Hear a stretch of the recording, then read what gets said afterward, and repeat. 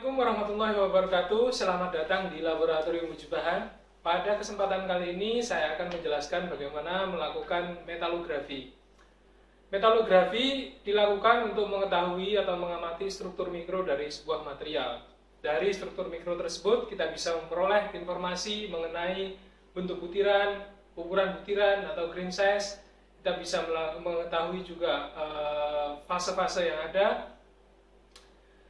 Dan juga kita bisa mengetahui kalau misalkan untuk material coating begitu ya, pelapisan, kita juga bisa mengukur ketebalan coatingnya berapa.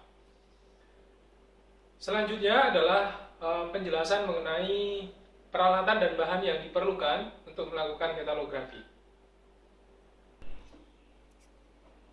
Peralatan utama yang diperlukan untuk melakukan metalografi yaitu pertama adalah mikroskop optik. Kita punya mikroskop optik Olympus DP22, di mana komponen utama di mikroskop optik ini adalah ada lensa objektif di sini dengan berbagai macam perbesaran, mulai dari ada 50, ada 100, ada 200 dan ada 500. Kita juga punya lensa yang sampai 1000 kali perbesarannya. Kemudian ada lensa okuler di sini.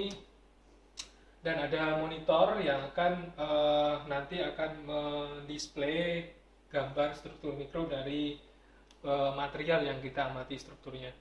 Kemudian peralatan kedua adalah mesin poles.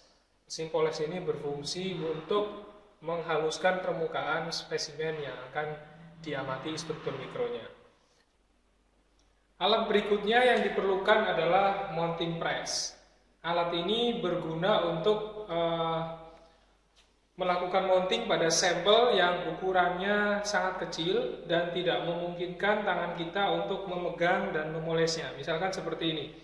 Nah, untuk sampel yang seperti ini bisa kita pegang tangan untuk dilakukan proses poles. Namun, apabila sampel yang kita dapatkan sangat kecil seperti ini sulit sekali untuk kita pegang tangan untuk dipoles.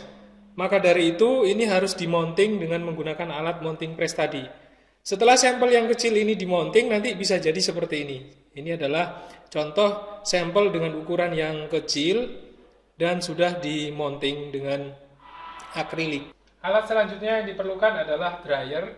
Dryer ini kita gunakan nanti untuk mengeringkan spesimen yang sudah dietsa. Kemudian bahan-bahan yang diperlukan untuk melakukan metalografi, yang pertama adalah kertas gosok. Kita sediakan kertas gosok mulai dari grade yang paling kasar 240, 320, grade 400, grade 600 dan ada grade 1000. Kemudian untuk finishing poles kita gunakan kain sebagai pengganti kertas gosok, di mana nanti kain ini kita gunakan untuk menggosok spesimen saat finishing. Dengan tentu ditambahkan dengan bahan selanjutnya yaitu serbuk alumina. Serbuk alumina di sini punya ukurannya adalah 9,5 mikron. Kemudian ada plastisin. Kita perlukan nanti untuk sebagai bantalan bagi sampel yang kita amati. Nah, plastisin ini tujuannya adalah untuk mengakomodasi manakala spesimen itu tidak rata, tidak paralel permukaannya, sehingga nanti gambarnya bisa fokus di semua bagian. Kemudian bahan selanjutnya adalah bahan etsa.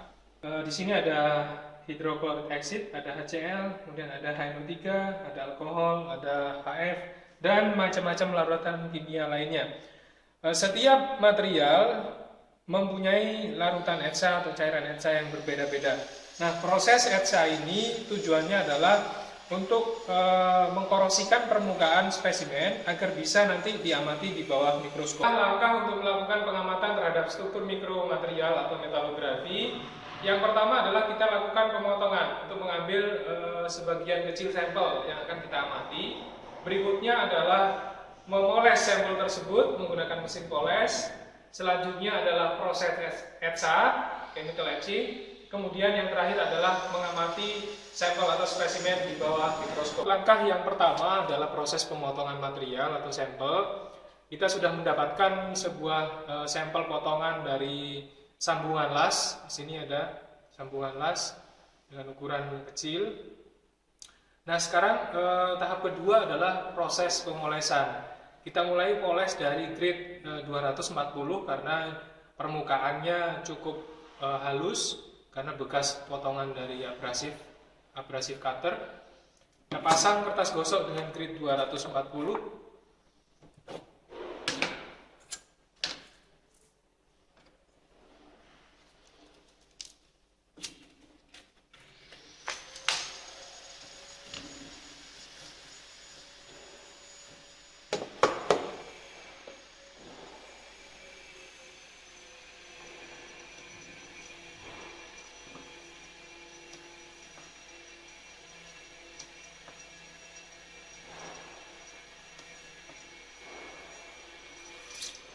Kita poles.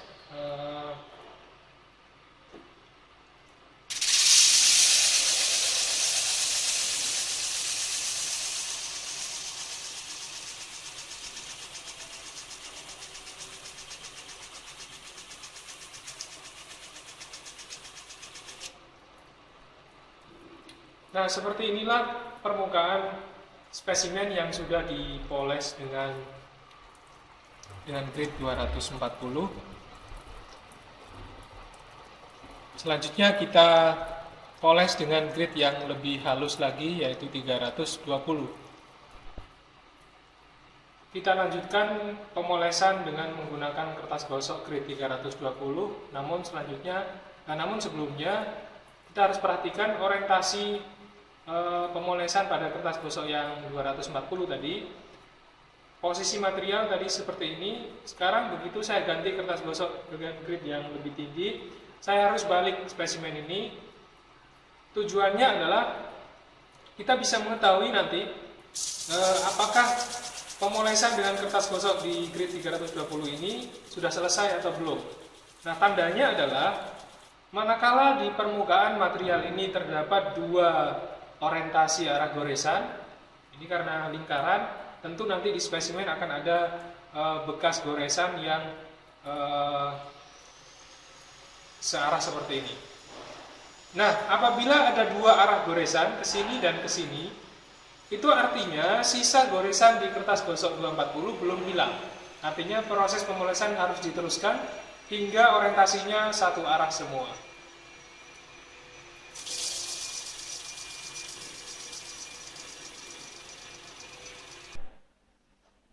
Ini adalah permukaan spesimen yang telah digosok dengan kertas gosok grade 320. Selanjutnya kita gosok lagi dengan grade yang lebih halus lagi, yaitu grade 400. Kita lanjutkan proses pemolesan dengan grade 400. Spesimen kita balik lagi 180 derajat supaya kita tahu indikasi kapan proses pemolesan di grade ini selesai atau tidak. Seperti ini adalah kondisi permukaan sampel yang sudah digosok dengan kertas gosok grade 400. Kita poles kembali dengan grade yang lebih halus, grade 600. Jangan lupa spesimen kita balik lagi dari posisi sebelumnya. Seperti inilah permukaan spesimen yang telah digosok dengan grade 600. Selanjutnya kita gosok terakhir pakai kertas gosok grade 1000. Proses pemolesan dengan menggunakan kertas gosok grade 1000. Nah, seperti ini adalah hasil permukaan yang telah digosok dengan kertas gosok grade 1000. Selanjutnya adalah finishing dengan menggunakan kain seperti kain wool. Kita ganti kertas gosoknya dengan kain ini. Ya, untuk finishing kain sudah kita pasang. Selanjutnya kita taburkan serbuk alumina di atas permukaan kain ini.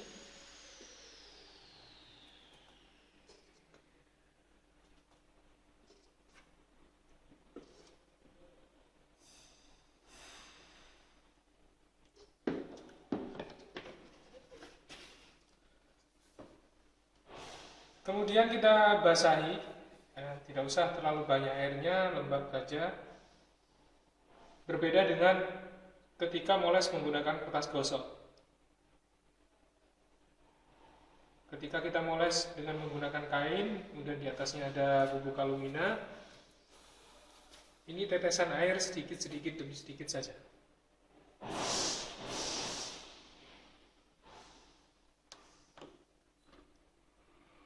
Oke.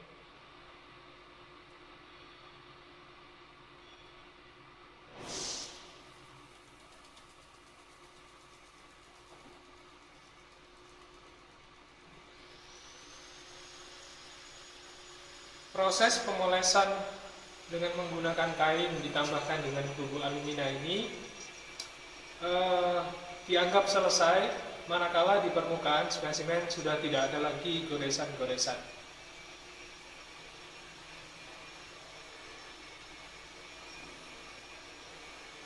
Kualitas dari gambar struktur mikro yang dihasilkan nantinya itu bergantung pada proses pemolesan ini.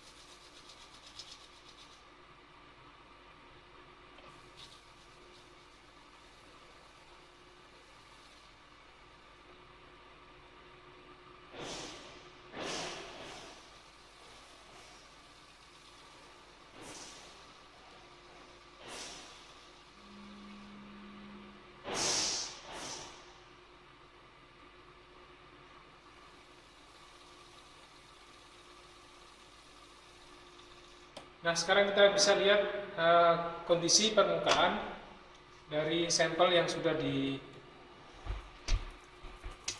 dipoles dengan menggunakan bubuk alumina. Nah, ini kalau kita pakai untuk ngaca sudah bisa ini. Nah,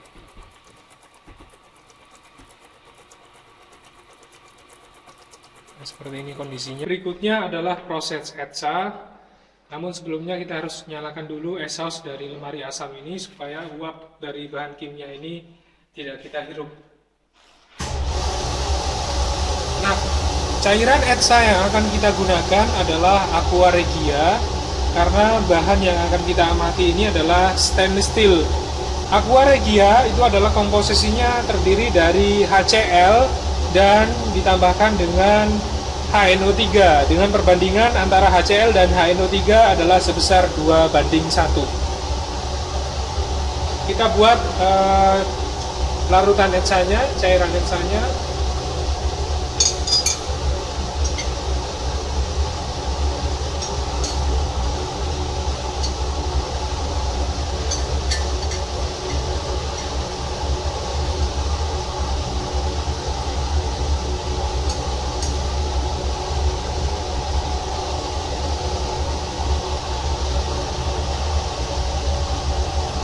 Ini HCl, kemudian kita tambahkan HNO3.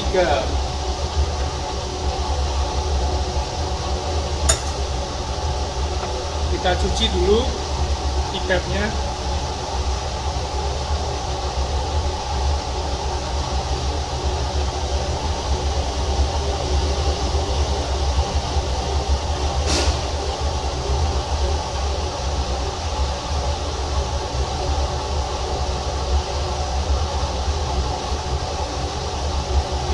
Sebelumnya harus dicuci agar HCl dan HNO3 tidak tercampur, kecuali kita gunakan dua pipet yang berbeda.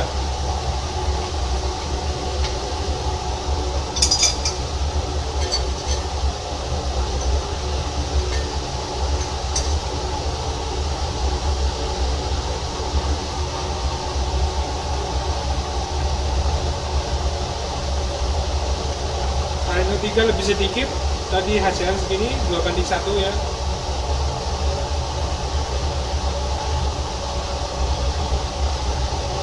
proses etsa sendiri bisa dilakukan dengan cara immerse atau mencelupkan permukaan spesimen ke larutan etsa. Bisa juga dengan cara dioleskan atau diswab, dioleskan seperti ini. Nah, saya akan pakai teknik yang dioleskan. Jadi permukaan yang sudah dipoles tadi kita aplikasikan cairan etsa dengan cara diswab seperti ini, dioleskan. Nah, sebenarnya proses etsa ini adalah proses pengkorosian permukaan. Karena jika tidak dilakukan etsa, langsung kita amati di bawah mikroskop, nanti hanya akan terlihat gambar putih saja. Batas-batas butir tidak akan terlihat, fase-fase juga tidak akan terlihat.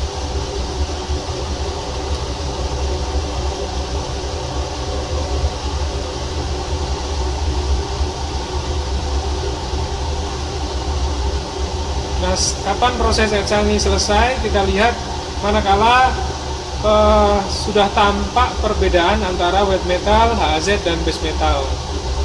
Jika secara tampak sudah tampak secara visual, baru proses etsa kita hentikan. Nah, seperti ini sudah mulai tampak perbedaan antara wet metal dan fusion line HAZ dan base metal. Nah, selanjutnya kita bilas dengan air dan kita bilas dengan air untuk menghentikan proses etching. Kemudian setelah kita bilas pakai air, kita hilangkan sisa-sisa air dengan kita semprotkan menggunakan alkohol.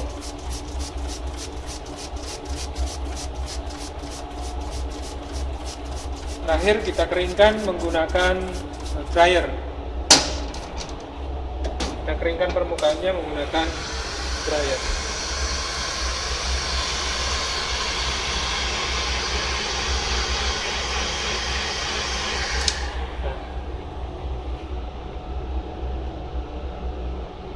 Langkah selanjutnya adalah pengamatan di bawah mikroskop optik. Setelah spesimen kita etsa, berikutnya adalah melakukan pengamatan di bawah mikroskop optik. Nah, kita membutuhkan plastisin di sini. Kita letakkan spesimen di atas plastisin. Plastisin di sini fungsinya adalah untuk mengakomodasi jika seandainya kondisi permukaan spesimen adalah tidak flat, ya, ada kemiringan. Nah, kita letakkan di atas meja. Kemudian kita tekan dengan menggunakan perata, karena di sini ada 4 lensa dan ada 1 perata. Silakan di zoom.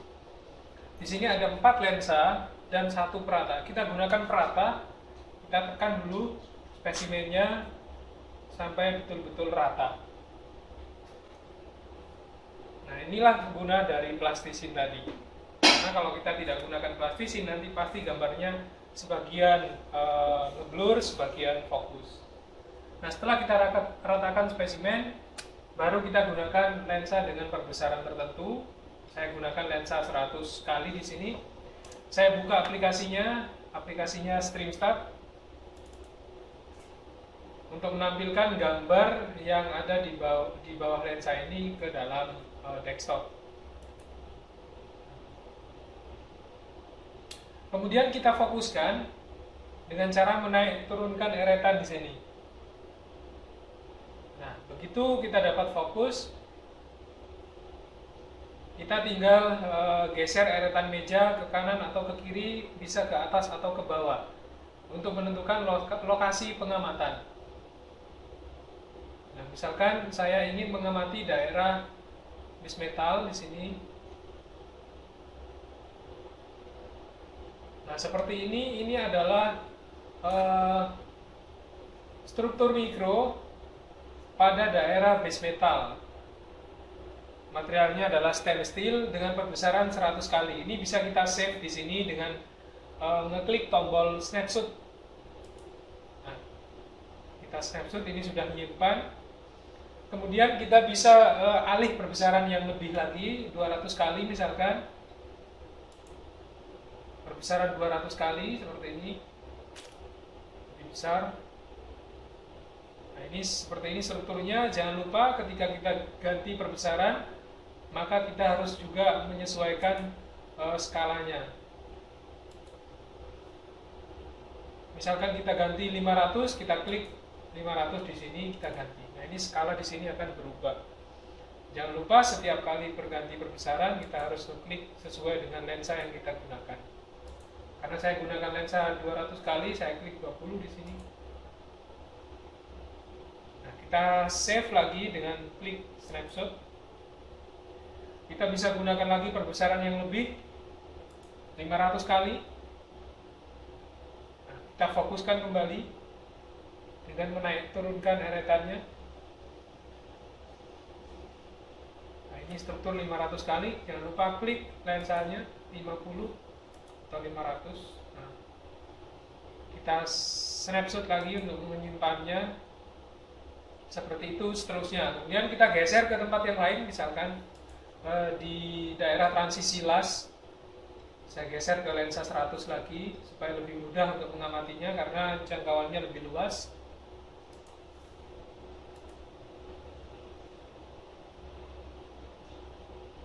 Ini daerah base metal, saya akan geser, saya akan pindah ke daerah transisi weld metal, fusion line, dan HZ.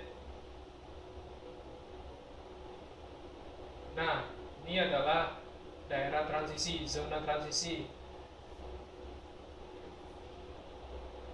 Perbesaran 100 kali, di sini weld metal, ini fusion line, ini adalah daerah HZ-nya, dan ke sana ini adalah base metalnya. Dengan cara yang sama untuk menyimpannya, kita tinggal klik snapshot, kemudian kita simpan, kita ganti perbesaran misalkan 200 kali di daerah transisi. Nah, seperti ini.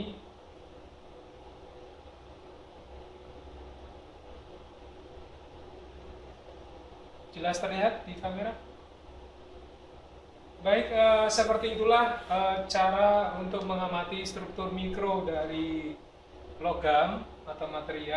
Demikianlah itu tadi pengamatan struktur mikro pada sebuah logam atau metalografi. Untuk melakukan analisis lebih jauh mengenai gambar yang kita dapatkan dari mikroskop optik, bisa kita acu pada sebuah standar. Misalkan ASTM E112, di situ adalah mengatur tentang perhitungan average grain size. Perlu kita ingat bahwa performa dari sebuah material dipengaruhi oleh sifat mekaniknya, sifat mekanik dipengaruhi oleh struktur mikronya, struktur mikro dipengaruhi oleh komposisi kimia dari material itu. Demikian pengujian mengenai metalografi, kurang lebihnya mohon maaf. Wassalamualaikum warahmatullahi wabarakatuh.